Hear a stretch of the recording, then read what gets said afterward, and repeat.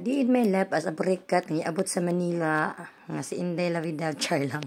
So awat-awat kay Inday Cindy no. So yun na nga, samahan nyo ako ngayon at tayo'y mamamalingke. So ito na talaga ay nakasanayan ko na or namin tuwing sumasahod si Papang Bin, talagang namamalingki kami ko.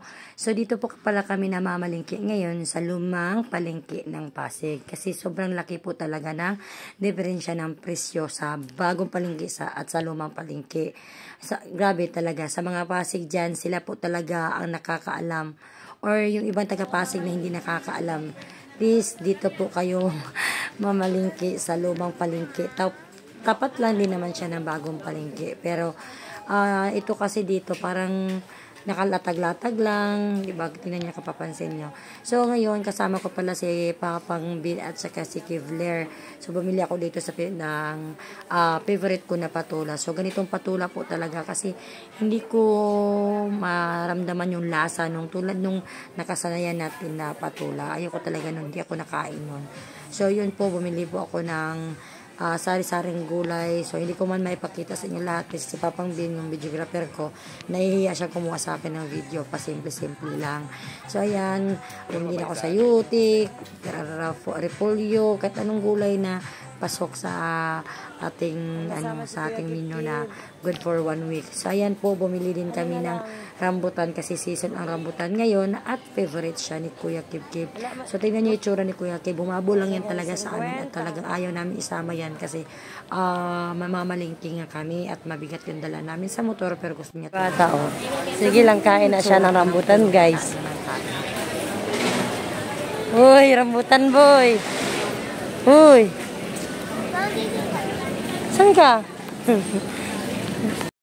O diba? Feel na feel pa niya yung bit-bit na ganyan habang nagkain siya dyan. Diyos ko po. So, hinayaan namin ni Papang Bin. So, nag-request pa siya na kakain na siya ng pizza. So, pinagbigyan na lang muna namin at ito lang naman yung request niya.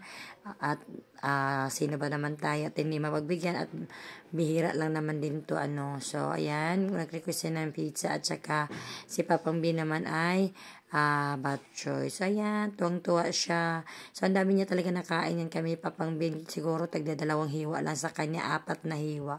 Ito para sa'yo. What's that? Ha?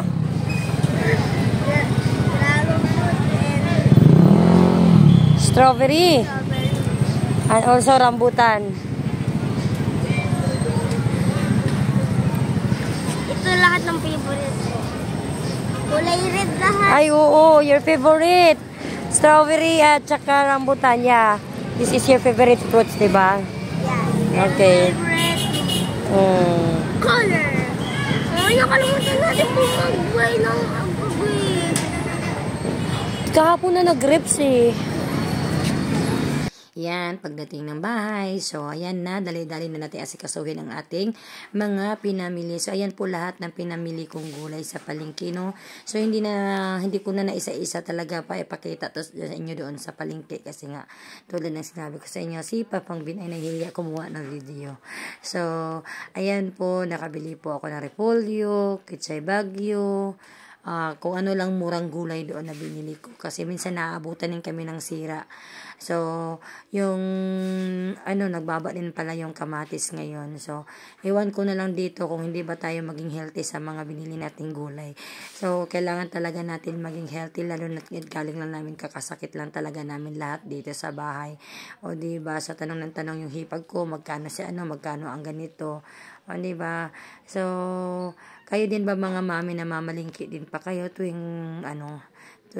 kinsinas, katapusan, or depende na lang so nabili na rin pala ako ng talong, namiss ko na yung talong. So ito po lahat ng pinabili kong gulay, ayan lang po. So aywan ko kung magkano nabot yan lahat dyan. So nakaraan kasi hindi na ako nakapagkuha ng vlog, bumili na kami ng kunting isda, manok. So ito naman yung binili ko, mga karning baboy naman to, giniling at saka prutas. So yan lang ang natin. So ayan, para pasok na natin sa rep dyan. Ginanyan ko muna. So sorry ha, so di talaga ako naghuhugas ng pag nilagay ko sa rep kasi minsan nasisira talaga. Ewan ko ba or ako lang ba or ewan ko. Basta tsaka ko na siya hinugasan pag niluluto ko. So, ayan po, ano pang gagawin natin? Ikamada na po natin sa ating maliit na rep. So, ayan po yung mga gawain nating mga nanay pag tuwing sahod, So, nakapag-grocery na rin ako nung nakaraan. Hindi ko na nakuna ng vlog sa inyo. Kasi, minsan talaga, abutin tayo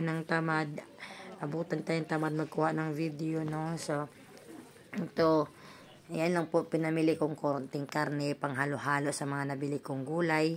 At gusto ko rin po dinakdakan kaya bumili ako ng konting tainga.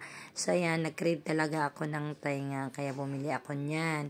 O, diba, linisan mabuti baka merong So, hindi din ako gumagamit ng mga Tupperware na panlagay dyan kasi sumisikip siya lalo na pag marami-rami hindi talaga magkasya. At syempre, hinugasan ko na. Itong prutas talaga kaya hinuhugasan ko talaga kasi yung mga bata dukot lang ng dukot kaya kailangan talaga hugasan na sila para pag dumukot sila, ayan na, ready to eat na, hindi tulad sa gulay kailangan pa natin talagang hugasan. Kaya ito yan po, rambutan, favorite lahat ni Kuya Kib ang binili kong prutas. Syempre, may pasalubong tayo na Batangas Lumi dala ni Sister Jing. So, thank you for watching, guys!